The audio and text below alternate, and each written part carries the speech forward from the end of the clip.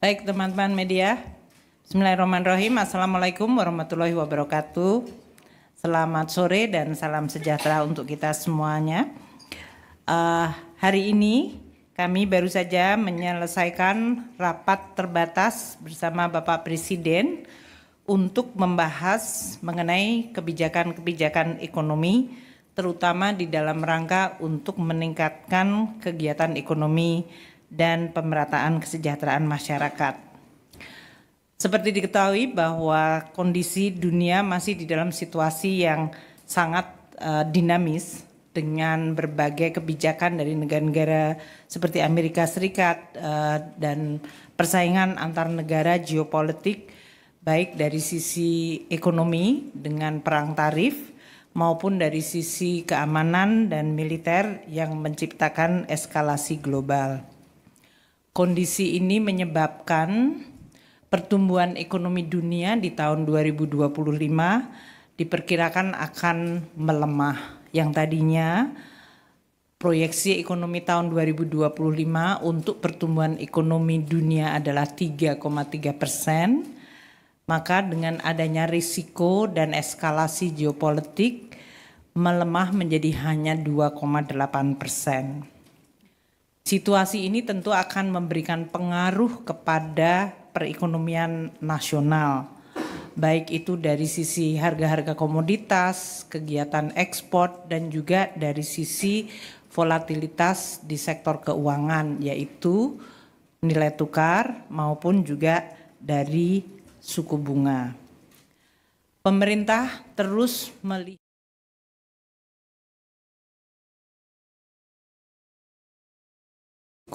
global tersebut. Berbagai langkah yang dilakukan, terutama yang akan menggunakan APBN, tentu juga dilandaskan kepada undang-undang mengenai APBN tahun 2025, yaitu Undang-Undang Nomor 62 tahun 2024, di mana pemerintah dapat melakukan langkah-langkah kebijakan, baik itu dari sisi belanja negara, pendapatan negara, atau dari sisi pembiayaan untuk menghadapi ancaman yang membahayakan perekonomian maupun untuk menjaga stabilitas. Pada saat ini, Bapak Presiden terus meminta kepada seluruh jajaran menteri untuk melaksanakan dan mengimplementasikan berbagai program-program yang sudah selama ini dilaksanakan. Akselerasi sangat penting, terutama program-program seperti makanan bergizi, pemberian makanan bergizi gratis, program di sektor perumahan, peningkatan target FLPP, program koperasi desa merah putih, dan program sekolah rakyat yang Pak Menteri ada di sini. Juga program ketahanan pangan, Bapak Menteri Pertanian dalam hal ini dari sisi jumlah dan tingkat panen, harga dari komoditas pangan, dan yang paling penting nilai tukar petani agar terus dijaga.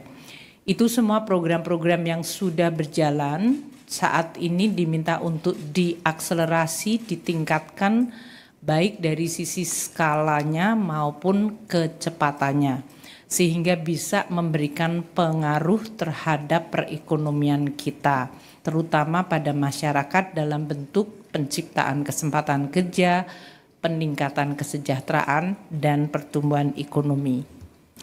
Di dalam merespons kemungkinan peningkatan risiko dan perlemahan ekonomi nasional akibat dampak global, maka hari ini Bapak Presiden juga telah memutuskan untuk memberikan sebuah paket stimulus agar pertumbuhan ekonomi dapat dijaga momentumnya dan juga stabilitas perekonomian terus diperkuat. Hari ini telah diputuskan 5 hal yang menjadi paket kebijakan ekonomi dengan target-target dari mereka yang akan mendapatkan manfaat dari paket stimulus tersebut. Yang pertama adalah di dalam rangka sekarang masuk libur untuk anak-anak sekolah dan tahun ajaran baru, maka akan diberikan diskon transportasi. Ini tentu diharapkan dengan kegiatan anak-anak libur sekolah mereka bisa meningkatkan kegiatan ekonomi di dalam negeri dengan melakukan perjalanan di dalam negeri. Maka diskon transportasi ini sifatnya menyeluruh kepada seluruh modal transportasi.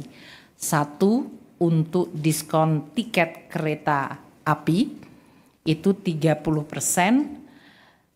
Dengan anggaran 0,3 triliun diperkirakan akan dinikmati oleh 2,8 juta penumpang kereta api dalam periode Juni dan Juli, yaitu pada saat masa tahun ajaran sedang libur dan diharapkan bisa meningkatkan aktivitas ekonomi dalam negeri. Yang kedua adalah tiket pesawat. Ini yang sudah kita lakukan pada saat Lebaran yang lalu, maka kita melakukan sekali lagi untuk tiket pesawat kelas ekonomi PPN ditanggung pemerintah 6%. Dengan demikian harga tiket pesawat kelas ekonomi diharapkan bisa sedikit menurun. Ini anggarannya sebesar 0,43 triliun rupiah. Yang ketiga adalah moda angkutan laut. Akan diberikan diskon tiket angkutan laut sebesar 50%. Dalam hal ini akan menggunakan anggaran 0,21 triliun untuk jangka waktu Juni dan Juli. Untuk tiket angkutan laut ini diperkirakan 0,5 juta penumpang. Kalau tadi pesawat terbang kelas ekonomi 6 juta penumpang. Dan ini semuanya dilakukan di bulan Juni dan Juli dengan keseluruhan total anggaran untuk tiket kereta api, tiket pesawat kelas ekonomi dan tiket angkutan laut adalah 0,94 triliun rupiah. Kemudian yang kedua, pemerintah juga akan melakukan pemberian diskon tarif tol sebesar 20% dari tarif tol. Dalam hal ini untuk bulan Juni dan Juli diperkirakan jumlah pengguna jalan tol mencapai 110 juta pengendara. Untuk ini akan dilakukan melalui operasi non-APBN karena dalam hal ini untuk Kementerian PU akan melakukan atau sudah memberikan surat edaran kepada Badan Usaha Jalan Tol BUJT mengenai kebijakan diskon tarif tol tersebut. Yang ketiga adalah penebalan bantuan sosial. Pemerintah memerlukan untuk memberikan dukungan kepada kelompok paling rentan dan miskin. Nanti Pak Mensos dan Ibu Winnie dari BPS bisa menjelaskan mengenai targetnya. Saat ini untuk penebalan bantuan sosial akan diberikan tambahan dana 200.000 per bulan untuk 2 bulan kepada penerima sasaran kelompok penerima manfaat untuk program kartu sembako sebesar 18,3 juta kelompok penerima manfaat. Target grupnya nanti akan disampaikan oleh Pak Menteri Sosial dan Ibu Winnie. Selain diberikan 200.000 per bulan untuk 2 bulan yang akan dibayarkan pada bulan Juni ini, mereka juga akan mendapatkan 10 kilogram beras, bantuan beras gratis untuk 2 bulan. Jadi akan dapat 20 kg beras.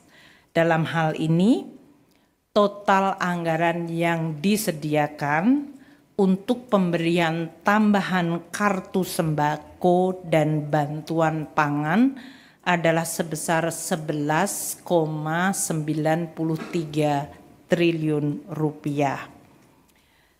Pemerintah dalam hal ini Kementerian Sosial akan melaksanakan untuk tambahan kartu sembako yaitu 200.000 per bulan dibayarkan bulan Juni, sedangkan untuk bantuan pangan akan dilaksanakan dengan Bappenas dan Kementerian Pertanian. Pak Menteri Pertanian akan menjaga agar penyaluran beras bisa membantu kelompok paling miskin dan rentan tanpa menyebabkan harga beras turun di tingkat petani. Karena kita selalu harus mencari keseimbangan antara harga beras yang bisa meningkatkan kesejahteraan petani dan harus dijaga nilai tukar petaninya dengan harga beras yang dijangkau oleh masyarakat terutama kelompok miskin perkotaan agar bisa terjangkau. Oleh karena itu untuk bantuan pangan beras ini nanti Pak Menteri Pertanian yang akan menjelaskan baik melalui stabilisasi pasokan harga pangan atau melalui bantuan pangan yang akan ditetapkan pelaksanaannya di bulan Juni dan Juli tanpa mengganggu harga beras yang ada di tingkat petani.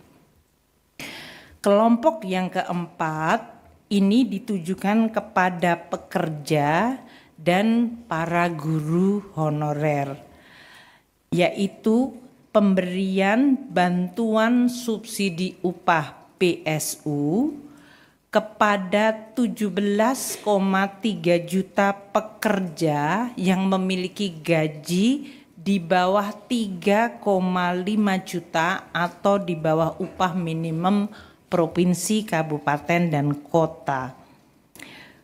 Untuk ini, para pekerja yang terdaftar di BPJS Tenaga Kerja dan nanti Kemenaker yang akan mengimplementasikan program tersebut, yaitu bantuan subsidi upah sebesar Rp300.000 per bulan diberikan untuk bulan Juni dan Juli, jadi 2 bulan 600.000. Penyaluran juga akan diupayakan pada bulan Juni ini. Selain itu, selain kepada pekerja yang memiliki gaji di bawah 3,5 juta rupiah, yaitu 17,3 juta pekerja tersebut, akan diberikan juga bantuan subsidi kepada 565.000